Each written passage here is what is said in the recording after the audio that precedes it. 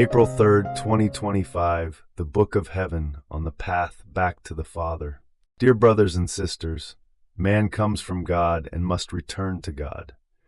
Through the parable of the prodigal son, Jesus gives us, among many things, the synthesis of humanity's history, its long journey back to the Father. Through sin, man left the Father's house, the divine will, to which, to his kingdom, he must return. All revelation is God taking us by the hand to re-educate us, leading man from death to life, darkness to light, living according to the flesh to living by his Spirit, from a servant spirit to the Spirit of the Son, from human will to his divine will, from fear to love. It is a patient and lengthy pedagogy where God became like us to make us like him, adapting to our pace, but teaching us to walk with him at his pace. Our entire life should be, like Israel's 40 years in the desert, both a Lent and a Passover, meaning to pass with Jesus from the world to the Father. John 13, verse 1. St. Paul says that all events in the Old Testament, in every detail, were simultaneously images or figures of spiritual and supernatural realities, far more important and necessary for our transformation. The Holy Spirit teaches us to move from signs to their meaning, from means to the end. It is a growth where everything leads to Jesus, as Jesus leads us to the Father. He reveals himself gradually, drawing us from externals into the interior of his life, to share it with us and make us like him. We fix our gaze not on what is seen, but on what is unseen. For what is seen is temporary, but what is unseen is eternal. 2 Corinthians 4:18. And St. John, beloved, we are God's children now, and what we will be has not yet been revealed. Thus, St. John says there remains a future revelation concerning us. But we know that when he appears, we shall be like him, for we shall see him as he is. 1 John 3:2. This clarifies the relationship between authentic private revelations and public revelation, and how what Jesus manifests in Luisa's writings relates to the gospel and sacred scripture. The Bible begins with "in the beginning," but does not end with the end. Instead, it closes, "Yes, I am coming soon. Amen. Come, Lord Jesus." Revelation 22:20. This means public revelation is complete. Nothing can be added or removed, but it has not ended and never will eternally. Jesus said, "My food is to do the will of him who sent me and to finish his work." John 4:34. He who, coming into the world, said, "Behold, I have come, as it is written of me in the scroll, to do your will, O God." Hebrews 10:9. In the Our Father, we pray for his will to be done on earth as in heaven. Jesus said, "My teaching is not my own, but his who sent me. Whoever chooses to do his will shall know whether my teaching is from God or whether I speak on my own. Whoever speaks on their own seeks their own glory, but he who seeks the glory of the one who sent him is true, and in him there is no falsehood." John 7:16-18. The same applies to what he inspired Luisa to write. To her he says, "I communicate myself as much to the humble as to the simple, for they immediately believe in my graces and hold them in high esteem, even if they are ignorant and poor. But with others, I am very reluctant, because the first step that draws the soul near to me is belief. Thus, with all their knowledge, doctrine, and even holiness, they never feel a ray of heavenly light. That is, they walk the natural path and never touch even a little of what is supernatural. Here is the reason why, during my mortal life, there was not a single wise man, priest, or powerful person among my followers, only the ignorant and poor, for they were more humble, simple, and ready to make great sacrifices for me. Book of Heaven, Volume 2, May 19, 1899. Luisa's writings are the great testimony of her life, the extraordinary work God accomplished in her, the unique mission entrusted to her, and the holiness into which he introduced her. Through her faithful response, God has opened its doors to all of us, beginning now. When Jesus came into the world, he scarcely spoke of the divine will, for he first had to prepare humanity. He reserved its full manifestation for Luisa. It is his indisputable right, and he says, "When I came to earth, I came to manifest my heavenly doctrine, to make known my humanity, my homeland, and the order creatures must follow to reach heaven, in a word, the gospel. But of my will I said almost nothing, merely hinting that what mattered most was my Father's will. I scarcely spoke of its value, height, greatness, or the immense goods the creature receives by living in my will. The creature, being too childish in heavenly things, would have understood nothing. I only taught them to pray, 'Thy will be done on earth as it is in heaven,' to prepare them to know this will of mine, to love and do it, and thus receive its blessings. Now what I ought to have done then, the teachings I owed all about my will, I have given to you. To make these known is to fulfill what I should have done while on earth, completing my coming." Book of Heaven, Volume 13, June 2nd, 1921. If they read these truths while ill-disposed, they will understand nothing. They will remain confused and dazzled by the light of my truths. Book of Heaven, Volume 13, October 23rd, 1921. Holiness in my will is not yet known, thus they are so astonished, for when something is known, astonishment ceases. What a grace it is for you to know it. Book of Heaven, Volume 13, November 12th, 1921. To enter the divine will, one need only remove the obstacle, our own will. Desire it, and it is done. February 16th, 1921. But those not entirely emptied of their will cannot have certain knowledge of mine, for the human will forms a cloud between mine and theirs, blocking the value and effects my will contains.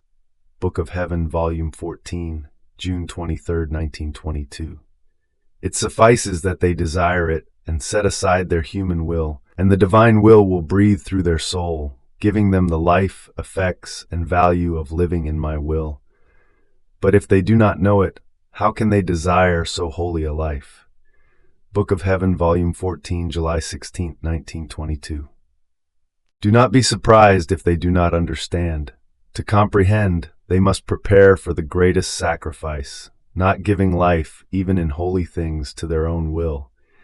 Then they would feel what it means to possess mine and touch firsthand what living in my will entails. You, however, remain attentive. Do not grow impatient over the difficulties they pose. Little by little, I will open the way to make this living in my will understood. Book of Heaven, Volume 17, September 18th, 1924. Luisa can say with St. Paul, "Since we have the same spirit of faith according to what is written, I believed, and so I spoke, we too believe, and so we speak." 2 Corinthians 4:13. Precisely because Luisa received this supreme gift of the divine will, she could speak, she the first, of living in God's will with a light and competence unmatched before or since in the Church. Examine all the lives of saints or books of doctrine you wish. In none will you find the marvels of my will acting in the creature and the creature acting in mine. At most, you will find resignation, union of wills, but the divine will acting in them and they in mine, in none. This means the time had not yet come for my goodness to call the creature to live in this sublime state. Just as the way I make you pray is seen in no other. Book of Heaven, Volume 14, October 6, 1922. Luisa writes in a letter dated November 27, 1944, "We do not speak of anything the Church has forbidden, but of what the Church itself does not yet know. The day will come when the Church will know and appreciate it with triumph and victory. There can be no true peace or true triumph unless the divine will is known. Our Lord will perform the greatest miracles to make his will reign on earth. Therefore, let us pray that he shortens the time and transforms all into the will of God. The entire Church must know and recognize the most beautiful and astonishing sign of the times given by God, the little daughter of the divine will, Luisa, destined by the Lord to be the prototype and first of those he calls, the second generation of the children of light, the children of the divine will. She is, according to the Lord, the trumpet, summoned to gather this new generation so ardently longed for. She is the firstborn daughter, Jesus' secretary, the teacher of the most sublime science, the divine will. These are some of the names he often uses for her. Jesus instructs her particularly on prayer, emphasizing that more than praying, the Lord desires that we become prayer in him. Prayer is love that adores, repairs, shares all with the beloved, gives him honor and glory, intercedes, gives thanks, loves him for all and in all God's works. To live in the divine will is this, a state of perfect communion with him. All that Jesus left us, the sacraments, his living presence in the Eucharist, are means to achieve love's end, making us like a garment that clothes him, a living Eucharist, an added humanity in which he may fulfill his mystery, as Saint Elizabeth of the Trinity says. My daughter, all my works join hands, and this is a sign that they are my works. None oppose another, but are so linked that they sustain one another. When forming my chosen people, from whom and in whom the future Messiah would be born, I formed from that same people the priesthood to instruct and prepare them for the great good of redemption. I gave them laws, revelations, and inspirations forming the sacred scriptures, called the Bible, and all devoted themselves to its study. When I came to earth, I did not destroy the scriptures but upheld them. My proclaimed gospel did not oppose them but supported them wondrously. Forming the nascent church, I established the new priesthood, which does not depart from Scripture or the gospel. All heed them to instruct the people, and whoever refuses this salutary source does not belong to me, for they are the foundation of my church and the very life forming the faithful. Now, what I manifest about my divine will and what you write may be called the gospel of the kingdom of the divine will. It opposes neither Scripture nor the gospel I proclaimed on earth, but rather upholds both. Thus, I call priests to read this heavenly gospel of my fiat and say to them, as I did to the apostles, preach it to all the world. For I use my works and the priesthood. Just as before my coming, I had the priesthood to prepare the people, and the priesthood of my church to confirm my coming, and all I did and said, so too will I have the priesthood of the kingdom of my will. The many truths I have revealed to you, the astonishing promises of blessings for the children of fiat voluntas tua, will be the gospel, the foundation, the inexhaustible source from which all will draw heavenly life, earthly happiness, and the restoration of creation. Oh, how happy will those be who drink deeply from these founts of my knowledge, for they hold the power to give heaven's life and remove all unhappiness. Book of Heaven, Volume 23, January 18th, 1928. These writings will make their heartbeat felt so strongly that it will suffocate the human will and reclaim its rightful place as life. For my will is the heartbeat and life of all creation. Thus, the value of these writings is immense. They contain the value of a divine will. Book of Heaven, Volume 23, January 29th, 1928. Glory be to the Father, and to the Son, and to the Holy Spirit, as it was in the beginning, is now, and ever shall be, world without end. Amen.